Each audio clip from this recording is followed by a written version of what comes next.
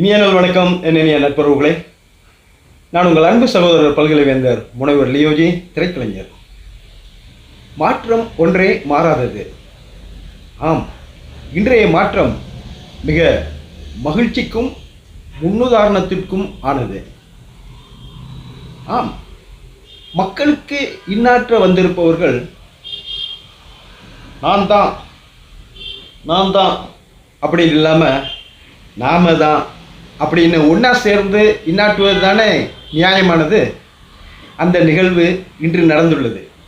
ஆம், நமது தமிழகத்தின் புதிய மாண்புமிகு முதல்வராக தேர்ந்தெடுக்கப்பட்டுள்ள திரு ஜோசப் விஜய் என்பவரின் நடவடிக்கை இது முன் உதாரணமாக திகழ்கிறது.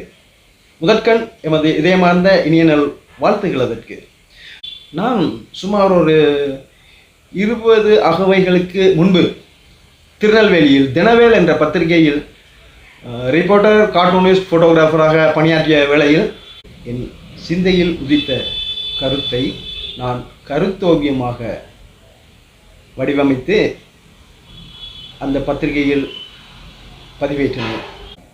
ஒரு ஏழை இந்தியனின் கனவு எனும் தலைப்பில் அந்த கருத்தோவியம் இடம்பெற்றது. ஒருவர்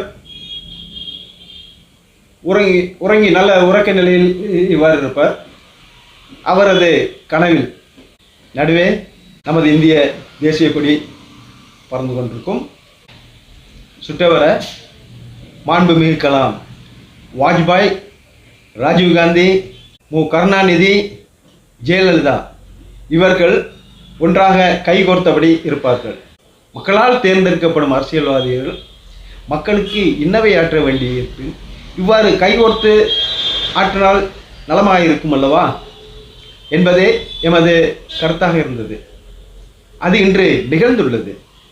ஆம், ஜெயிச்சதும் நான் தான் இப்படின்னு இருக்காம முன்னாள் முதல்வர்களையும் நேரிட்டு சென்று வாழ்த்தி எம்பி அவர்களது ஆசியையும் பெற்ற நமது இந்நாள் முதல்வர் மாண்புமிகு ஜோசப் விஜய் அவர்களின் இந்த செயல் மிகவும் பாராட்டுக்குரியது.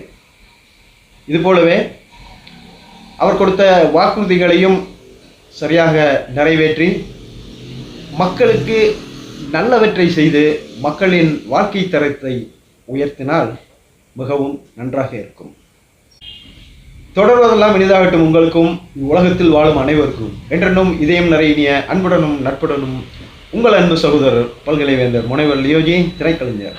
நன்றி, வணக்கம்.